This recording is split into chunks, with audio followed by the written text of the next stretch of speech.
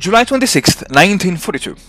Having to choose between reinforcing the Kalinin, the Western, the Bryansk, the Central or the North Caucasus front, or to send additional troops along the Turkish frontier, this week the Stavka chooses the latter.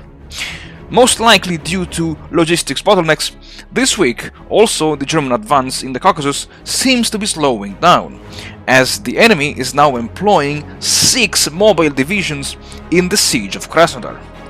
However, it looks like the Axis High Command is planning something in the area of Stalingrad.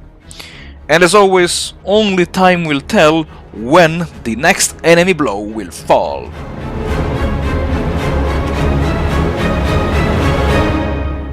Howdy folks, welcome back to the channel and welcome to a new weekly episode of War in the East 2, the online game challenge. And in this episode I will say I need to take care, absolutely take care of the, the Trans-Caucasus tier box.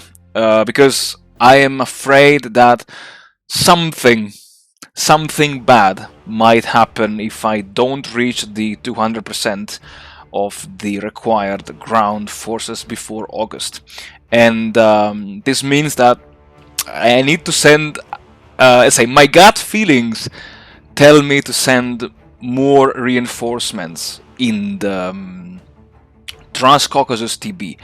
And what I was thinking of sending this week actually are some additional tank cores, because I was looking before at the Trans-Caucasus tier box, and now I have 138%, so 83 basically out of 60. But what I was also screening are the arrival of some units into the reserve or on the map basically, and these include the 3994th, and if I look now they have like 2.7 CV, which is not bad, but it's all CV that would be nice to keep over here, to be honest, you know. And yeah, the problem is that these units are also locked, so I don't know. Oh, can I cancel it? Because no, wait. If I cancel it, then I will never be able to transfer these units on the map. So no, I need to send more reinforcements to the Trans-Caucasus tier box. I have no other choice. And I could send some rifle brigades, since in the Stavka I think I have a plethora of them. Let me check briefly. I have look at how many brigades that I'm not using. Well, the 0.7. Oh, but I can transfer them in the Trans-Caucasus tier box. Okay. Because yeah, so this week I think I have to just to take care of the Trans-Caucasus TB by sending in additional reinforcements, and yeah, I think I will also risk by sending the tank cores here of the Bryansk front. Yes, I know I am exposing myself over here, but as I said, I prefer to reach the 200% of ground requirement in the Trans-Caucasus TB over risking having a constant attrition in the TB until the end of the game. So yeah, for me now the biggest threat comes from here, from this salient, because my opponent is now establishing, I would say, a defensive line over here. And oh yeah, I forgot to mention it. What he also did was to launch a counterattack, a pretty powerful counterattack with the 2nd Panzer Division, which completely devastated the 10th Tank Corps, and I think that's because the 10th Tank Corps didn't have any support brigade. So it was a bad move from my side, and also here the 1st Guards Cavalry Corps was forced into a retreat by the 1st Panzer Division, albeit, let's say, not without... by the 1st and Panzer and then the 36th Motorized Division. which was, yeah, okay. But again, I attacked. I kept the first Guards Cavalry Corps without any support unit. So let's see. And so yeah, this week I just need to send some more reinforcements over here, and my opponent surrounded these 2 rifle divisions that will be gone, I guess, next week. And over here, I see that he scouted this region here, so I will try a new approach now. I will like drip feed him some of the units that will be disbanded at some point of the campaign, and at the same time I'm planning to retreat.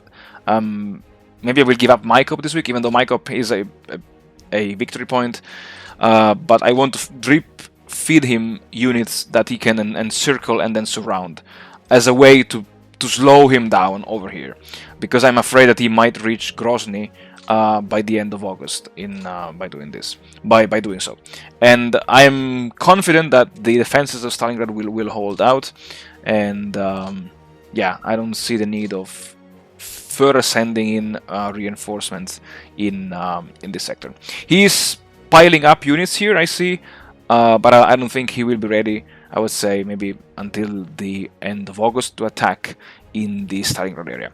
Curiously, he has the Romanians here, and I have no idea why he's keeping the Romanians over here. I forgot the 240th Rifle Division, so this week I have to evacuate inside the Stalingrad Cauldron, but let's say besides that, this I guess will be a relatively short episode.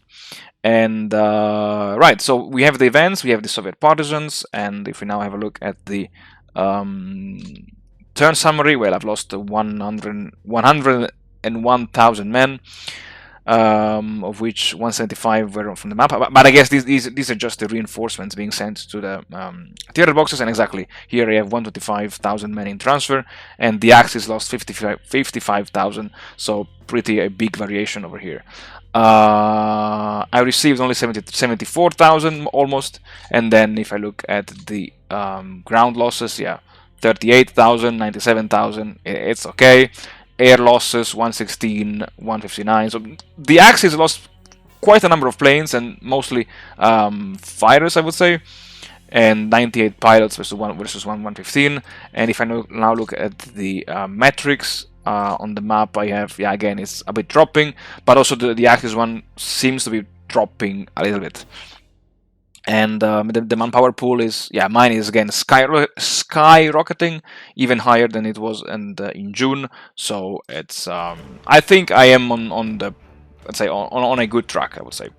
So, and without further ado, folks, that was all for this brief introduction, and as always, the time has come to jump straight into the episode. Alright, folks, so the voiceover of this episode will be a bit shorter than usual, because not too many things are happening on the Eastern Front right now, or I would say this turn.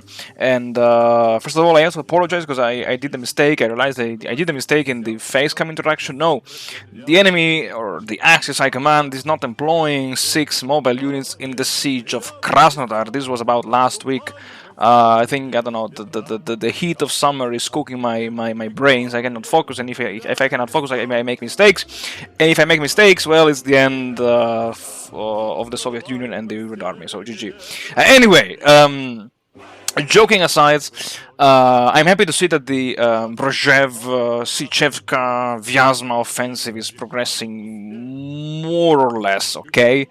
I was expecting a bigger push, but of course I was not prepared to see the response of my opponent to deploy his mobile units there. On one hand. On the other hand, I'm happy to see that my opponent is also slowing down with his advance in the Caucasus. And you know, every turn that I can employ to say reinforce and retreat, fall back a little bit with the North Caucasus front, is always more than welcome. And besides sending more reinforcements in the Trans-Caucasus front, because I realized that I only have, I think, 4 or 5 turns before the Trans-Caucasus front becomes hot. Well, I want to send us virtually all of my reserves that I have from the Bryansk front over there. And yeah, so I would say that's all. There is really not too many things happening right now on the Eastern Front, so I don't want to keep it too long with the voiceover. And well, folks, what can I say? Again, as always, thank you very much for watching. Thank you very much for supporting the channel. I wish you all the best, and I'll see you all again in the next episode.